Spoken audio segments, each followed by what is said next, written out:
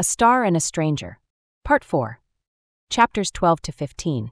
Chapter 12, A Dangerous Game. Minji knew she was playing with fire.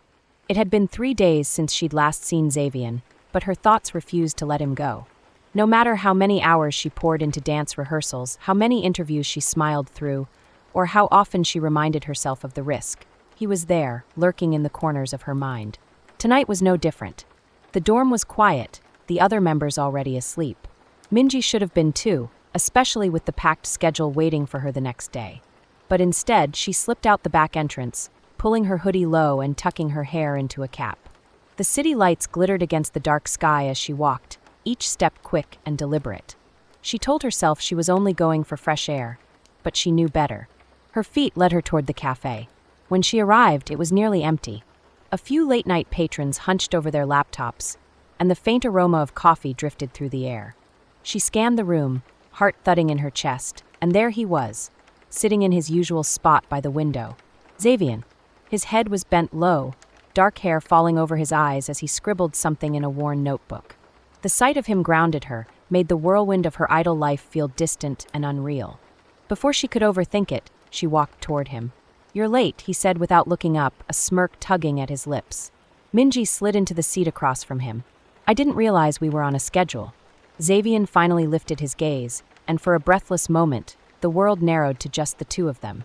"I missed you," he admitted quietly, as if the words carried more weight than he wanted to reveal.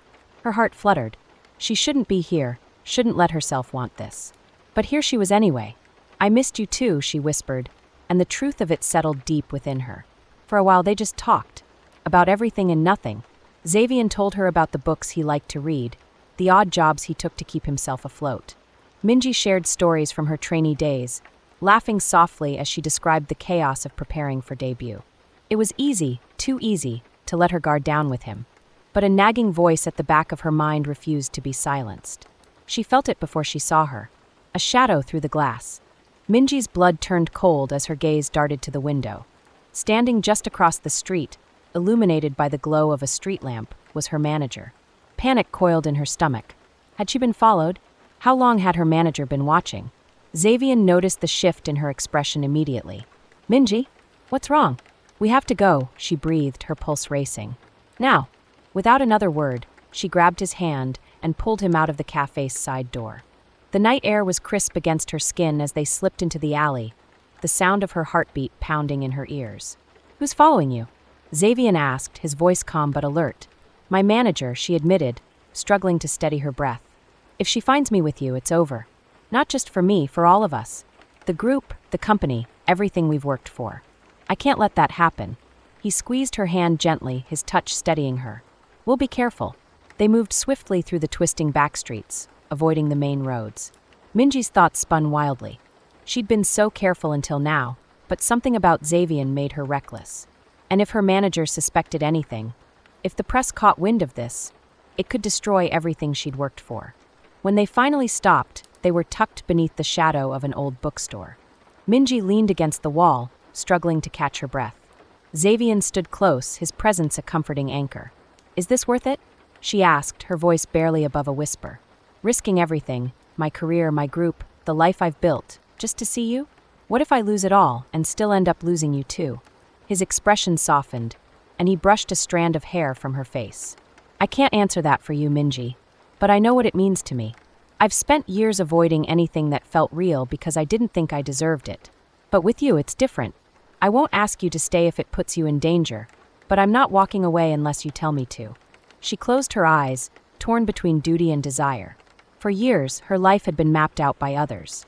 Every decision was calculated, every move scrutinized. But with Xavian, she felt something she hadn't allowed herself to feel in a long time. Freedom. "I don't want to stop," she admitted, opening her eyes to meet his gaze. "But I can't afford to be careless." "Then we won't be," Xavian promised, his voice soft but certain. "We'll figure it out. Together." But as Minji nodded, a flicker of doubt lingered in her chest. The world was watching, and she wasn't sure how long they could stay one step ahead. Chapter 13, The Breaking Point. The next morning, Minji woke to the sound of her alarm blaring. Her body felt heavy, her mind still clouded with the events of the night before. She had barely slept, her thoughts racing with images of her manager's shadowy figure and Xavian's steady gaze. She dragged herself out of bed, forcing a smile as she joined the others in the kitchen. Hanny was humming softly as she poured cereal into a bowl, while Heron sat at the table, scrolling through her phone. Danielle and Hyan were already dressed, their energy a stark contrast to Minji's exhaustion. "Morning, Uni," Hyan chirped, her voice bright. "You look tired. Did you stay up late again?" Minji forced a laugh, grabbing a glass of water. "Just couldn't sleep. You know how it is."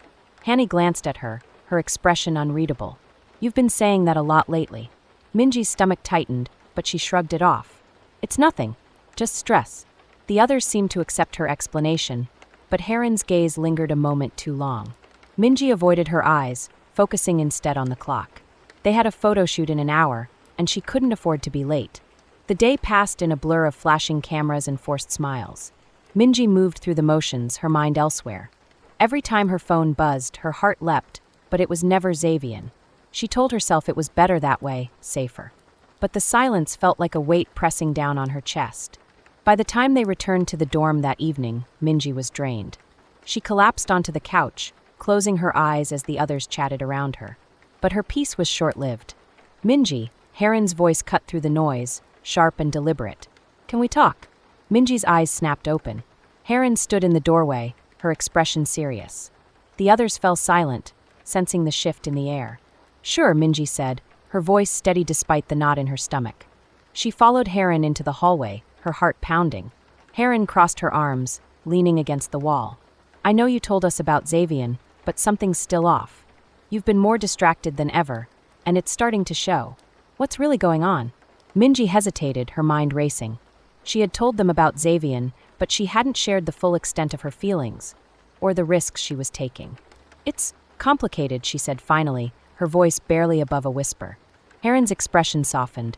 "We're your team, Minji. Your family. Whatever it is, we can help you." Minji shook her head, tears pricking at the corners of her eyes. "You can't. Not with this." Heron studied her for a moment, then sighed. "Just be careful, okay? Whatever you're doing, don't let it destroy everything we've built." The words hit harder than Minji expected.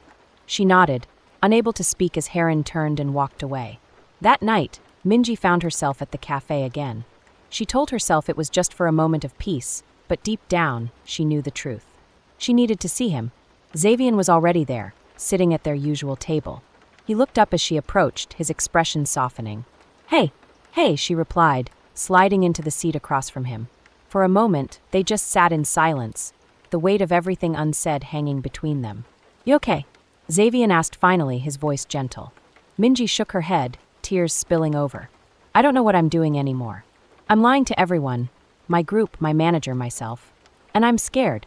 Scared of losing everything. Scared of losing you." Xavian reached across the table, his hand covering hers. "You're not going to lose me," he said firmly, "but I can't tell you what to do. This is your life, Minji. You have to decide what's worth fighting for." She looked at him, her heart aching. "What if I can't have both? What if I have to choose?" "Then you choose," he said simply. "But whatever you decide, I'll respect it." His words were a comfort, but they also terrified her. The thought of walking away from him felt like losing a part of herself. But the thought of staying and risking everything was just as unbearable. The next morning, Minji's manager called her into the office. The air was thick with tension as she sat across from the woman who had guided her career from the beginning. "Minji," her manager began, her tone sharp. "I've noticed some irregularities in your behavior lately. Late nights, missed calls, distractions during rehearsals. Care to explain?" Minji's heart raced, but she kept her expression neutral. "I've just been tired. It's been a busy schedule." Her manager's eyes narrowed. "Don't lie to me. I saw you the other night. At the café. With that boy." Minji's stomach dropped. She opened her mouth to respond, but no words came out. "Do you have any idea what's at stake here?" Her manager continued, her voice rising. "Your career, the group's reputation, the company's investment. All of it could be destroyed if this gets out. Do you understand that?" Minji nodded, her throat tight. "I do. Then you need to end this. Now, before it's too late." The words felt like a punch to the gut. Minji wanted to argue, to defend herself, but she knew her manager was right. The risk was too great. That night, Minji stood at the edge of the bridge, the city lights shimmering below. Her phone buzzed in her hand, a message from Xavian. "Xavian, you okay?" She stared at the screen, her fingers trembling as she typed a reply. Minji, I don't know. The response came almost immediately. Xavian, whatever happens, I'm here. Just remember that. Minji closed her eyes, clutching her phone to her chest. For the first time in weeks, she felt the weight of everything pressing down on her. The expectations, the lies, the fear of losing what mattered most. But amidst the chaos, there was one thing she was sure of. She couldn't keep living like this. Something had to give. Chapter 14, A Bittersweet Goodbye. The office was silent apart from the air conditioner running in the background and the soft rustling sound of paper. Minji sat across from her manager, her hands folded tightly in her lap. The little room felt even smaller, the walls closing in while her manager leaned forward, the look on her face inscrutable. Minji, her manager said, her voice steady. We need to talk. Minji's heart sank. It was a conversation she had dreaded since her manager had summoned her to the office. She knew what was ahead, but that didn't ease the pain. I've seen some changes in you lately, her manager continued, her gaze steady. You've been distant, sneaking out at night, not answering phone calls. And then there's him. Minji's breath froze in her throat. She had wanted to keep Xavian under wraps a little longer, but inside, she understood it was only a matter of time before her manager found out. I want you to be happy, Minji. Her manager's tone softened just a little. But it can't come at the cost of everything we've built. Your career, the future of the group, the dreams of your members. It would be selfish to put everything at risk for your own benefit. The words felt to Minji like a punch in the gut. She wanted to protest, to fight for herself, but it felt like the truth in her manager's words was irrefutable. She always knew the risks, but hearing them spelled out so plainly made them all the more real. I get it, said Minji in a lower tone than usual, barely above a whisper. Her manager, at a distance, was watching, judging, waiting for her mark. She could feel it. Good, her manager said, reclining in her chair. I know this isn't easy, and I know this isn't what you wanted, but this is the right decision. For you, for the group, for everyone. Minji nodded as her throat tightened. She wanted to say something else, to explain how much Xavian meant to her, but the words eluded her. Instead, she rose, her knees quaking a little as she walked to the door. Minji, her manager shouted after her. You're strong. You'll get through this. Minji didn't respond. She couldn't. She walked out into the hallway, the door clicking closed behind her, and let out a shuddering breath. Her choice sat heavy on her mind and heart like a gavel, but she knew there was no walking back from it. It had been quiet in the dorm when Minji returned, the other members already asleep. She walked, fingertip to toe, barefoot, into her room, but as she pulled the door shut behind her, the tears she had stifled flowed free. She collapsed on her bed, pulling a pillow to her chest as she replayed the conversation she had with her manager. Selfish and risk bounced around in her brain, each a reminder of what she was losing. She considered what her members, Hanny, Heron, Danielle, Hyan, had given up to reach where they were. They had sacrificed so much, and the thought of failing them was unthinkable. But then she thought of Xavian, the way he seemed to see her, the way he made her feel as if she were understood, the still moments they had spent together. Losing him at all was the same as losing a part of herself. Torn and heartbroken, Minji reached for her phone. Her hands paused over the screen before she sent a message to Xavian. Minji, can we meet? I need to talk to you. Almost instantly, the reply came flooding in. Xavian, of course. Where? When Minji got to the park, after the last embers of the day had long since smoldered to ash, the city was an undulating sea of beacons, illuminating the deserted paths. Then she saw Xavian sitting on a bench by the fountain, his silhouette as familiar as it was comforting. Her heart ached all the more to see him, knowing what she had to do. Hey, Xavian said when she reached him, his voice warm but laced with worry. You okay? Minji shook her head, her throat parched. Plopping down beside him, she trembled trying to speak. I can't do this anymore, she finally said, her voice barely above a whisper. It's too risky. You can't put everything at risk, my career, my group, their futures, just for us. Xavian's expression fell, but he didn't argue. Instead, he slowly nodded while looking down. I get it, he said quietly. I always knew that someday I might get here. His calm acceptance only made it harder for Minji. She wanted him to fight for her, to tell her they could find a way to make it work. But deep down, she knew he was right. This was the only way. I'm sorry, she added, her voice cracking. I never wanted to hurt you. Xavian gazed over at her then, eyes soft yet heavy with a quiet sadness. Apologize? You don't have to apologize, he said. I knew exactly what I was signing up for. And I don't regret 1 second of it. Minji had a new surge of tears coming up, but she blinked them back. Not now, she didn't want to cry. Not when she had needed strength. You deserve to be happy, Minji, Xavian said, retaining his calm. Even if it's not with me. Those words struck her like a knife. She wanted to say that he made her happy, that he was the only one who really understood her. But she couldn't. Instead, she took his hand, their fingers interlacing. They sat for a moment without speaking, and everything waiting to be said piled between them. After a brief annoying silence, Minji leaned in and kissed him. It was a desperate, bittersweet kiss, a kiss of all the words she couldn't say. Xavian kissed her back, his hand cradling her cheek as though he were trying to memorize how she felt. But then Minji drew back, chest rising and falling as she struggled to breathe. She couldn't do this. Her heart couldn't fall any deeper. "I'm sorry," she said again, her voice quavering. Then she ran off, tears streaming down her face, before Xavian could say a word. Minji returned to a quiet dorm. The others were still asleep. She crept into her room and closed the door, leaning against it while she struggled to catch her breath. Her phone buzzed in her pocket, and she took it out, her heart skipping at the sight of Xavian's name on the screen. "Xavian, I'll always be here if you need me." Minji looked at the message, fingers suspended above the keyboard. She wanted to respond, to tell him how much he meant to her, but she couldn't. Instead, she put down her phone and fell back onto her bed, hugging a pillow to her chest. She replayed the kiss in her mind as she lay there, wishing she would feel that way again someday. The idea that she would be without him was like a loss of herself, but she had made the right decision. For her group, for her career, for everyone. But then, as she shut her eyes, pressure flooded her chest, and she asked herself, would she ever truly be happy again? Chapter 15, Shadows of the Past. Xavian sat on the edge of his bed as the silence of his apartment pressed in around him. Like a video stuck on repeat, the memory of Minji's face, her tear-streaked cheeks, the way her voice had quivered as she said goodbye, played in his mind. He knew that this day had been coming, but knowing it ahead of time didn't make it any easier. He paced the narrow room, struggling to shake his restless energy. He couldn't just sit here not doing anything. Not when he knew there were things he was running from, things he needed to face, that with all the time in the world he had avoided long enough. Xavian snatched up his jacket and headed for the door, deciding.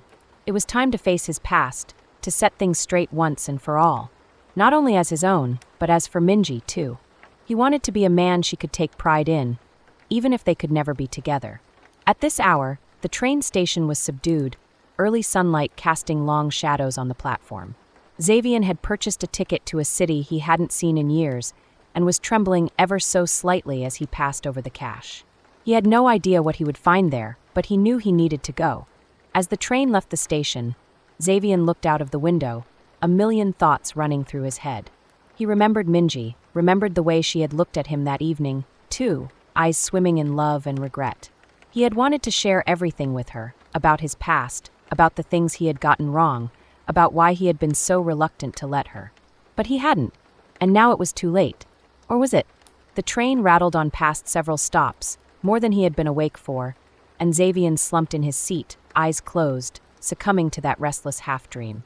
He dreamt of Minji, of the way she had lit up the room with laughter, of the way they had sat in silence in the city's nooks and crannies. But then the dream altered, darkened, darker still, and he suddenly stood once more where he had hoped never to stand again.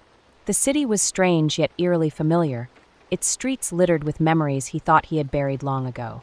As he headed to a small, unremarkable building on the outskirts of town, Xavian walked slowly, his hands shoved deep in his pockets. He stood at the door, heart racing, before knocking. The door opened to a man Xavian hadn't seen in years. His face was grizzled but craggy, his eyes astute and brimming with surprise mingled with suspicion. "Xavian," the man said, his voice deep and gravelly. "I wasn't expecting you." "I didn't expect to come," Xavian said, his voice steady, even though there was a battle inside him. "But I have some things to clarify. For myself. For someone else." The man looked him over for a moment, then stepped aside and waved Xavian in. The room was dark and filled with old furniture and piles of papers. Xavian sat down and stared at the ground as he searched for words. "I've been running for a long time," he started, his voice low but steady. "From my mistakes, from the people I hurt, from myself. But I can't keep running. Not anymore." The man had no reply, but Xavian felt his gaze, heavy and unyielding. He inhaled sharply and continued, the words tumbling out of him in muddled haste. I don't expect forgiveness. I don't even hold out hope for understanding. But I have to set things right. Or at least try. There was a long silence as Xavian's words hung in the air. Then the man sighed and leaned back in his chair. You have a long, long road ahead of you, he said finally. But if you really mean this, I'll help you. For old time's sake. Xavian nodded, a glimmer of hope igniting in his chest. It wasn't much, but it was a beginning. It had been weeks since Minji saw Xavian, but his figure clung to her like a shadow she couldn't escape. She had thrown herself into work, treating the endless rehearsals, interviews, and performances as distractions. That was the easier way, to move on, to stay busy, to not think about what she had lost. But late at night, alone in the quiet dorm with other students asleep, the thoughts would come seeping in. She would lie down on her bed and stare at the ceiling, replaying their last conversation in her head. The way he'd looked at her, the way his voice had softened when he told her she deserved to be happy. It was a memory she was unable to shake, no matter how she tried. Of course, her group mates had noticed the change in her. Hanny had attempted to make her laugh with her usual crazy antics, while Heron had offered silent support, her sharp eyes seeing everything. Danielle and Hyan had been more subtle, but their concern had shown through in the way they hovered around her, always prepared with a smile or a kind word. Minji appreciated their efforts, but found it impossible to share. How could she explain what she didn't really understand herself? One night, when she'd just finished a long rehearsal and everyone else had gone home, Minji dashed into the practice room. The rest had headed out before her, eager to rest for a long day ahead, but Minji lingered, her body an automaton as she plowed through the choreography over and over. She was so engrossed that she hadn't noticed the door opening, hadn't heard soft footsteps approaching until a voice pierced the silence. You're going to burn yourself out if you continue that way. Minji gasped, her heart nearly skipped a beat as she turned to find Heron standing in the doorway, arms crossed, her expression stoic. I'm fine, Minji quickly replied, forcing a smile. Just perfecting the routine. Heron raised an eyebrow, but did not argue. She walked over instead, sat down on the floor, patted the space beside her. Take a break.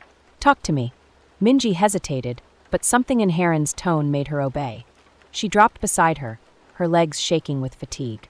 You've been acting weird lately, Heron said, her voice low and gentle but inquisitive. And don't try to deny it. We've all noticed. Minji let out a sigh and her shoulders fell. I know. I can't even explain it. You don't need to explain, Heron responded. But you're not going through it alone either. We're here for you, Minji. Always. Minji felt a lump in her throat and blinked back tears. Thanks, Heron. That means a lot. There was a pause, silence stretching between them, the quiet companionship soothing to Minji's ragged nerves. But when she got up to leave, her phone buzzed in her pocket. She took it out, heart racing as she spotted the notification. It was a message from her manager. Manager, big news. We've managed to get new jeans on the Seoul Music Festival next week. This is huge. Be ready. Minji glanced at the screen, her mind whirling. The Seoul Music Festival was one of the largest events of the year, an opportunity for new jeans to prove their skills on a massive stage. But while excitement coursed through her, it was soon dampened by a flicker of unease. What if Xavian was there?